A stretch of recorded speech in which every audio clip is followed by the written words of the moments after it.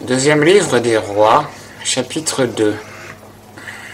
Lorsque l'Éternel enleva Élie aux cieux dans un tourbillon, Élie et Élisée venaient de Gilgal.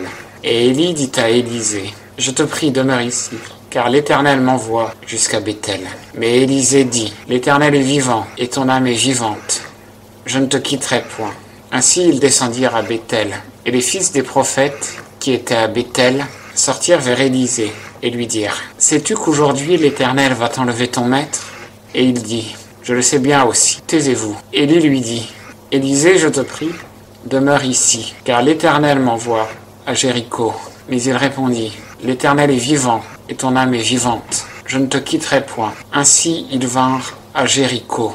Et les fils des prophètes qui étaient à Jéricho s'approchèrent d'Élisée et lui dirent, « Sais-tu qu'aujourd'hui l'Éternel va t'enlever ton maître ?» Et il répondit, « Je le sais bien aussi.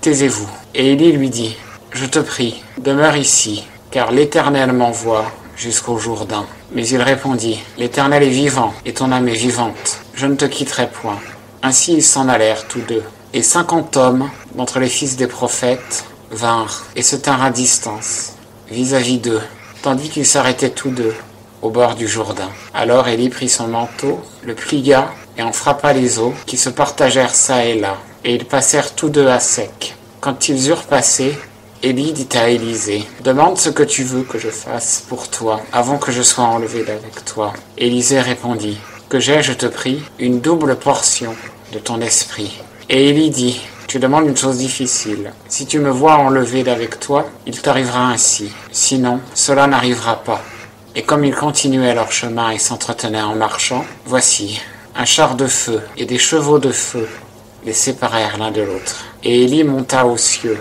dans un tourbillon. Et Élisée, le regardant, criait, « Mon père, char d'Israël et sa cavalerie. » Et il ne le vit plus. Et saisissant ses vêtements, il les déchira en 2 pièces. Puis il releva le manteau qu'Élie avait laissé tomber de dessus lui.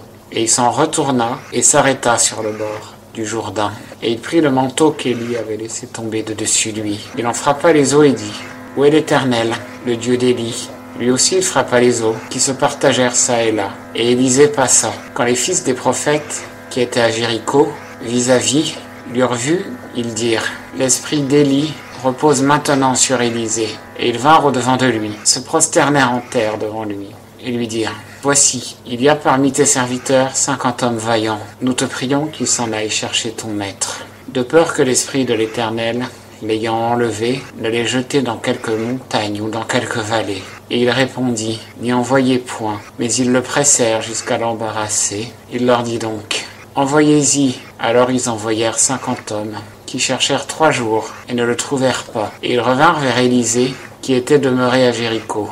Et il leur dit, « Ne vous avais-je pas dit, n'y allez pas ?» Et les gens de la ville dirent à Élisée, « Voici, le séjour de cette ville est bon, comme mon Seigneur le voit, mais les eaux sont mauvaises, et le pays est stérile. » Et il dit, « Apportez-moi un vase neuf, et mettez-y du sel. » Et ils le lui apportèrent.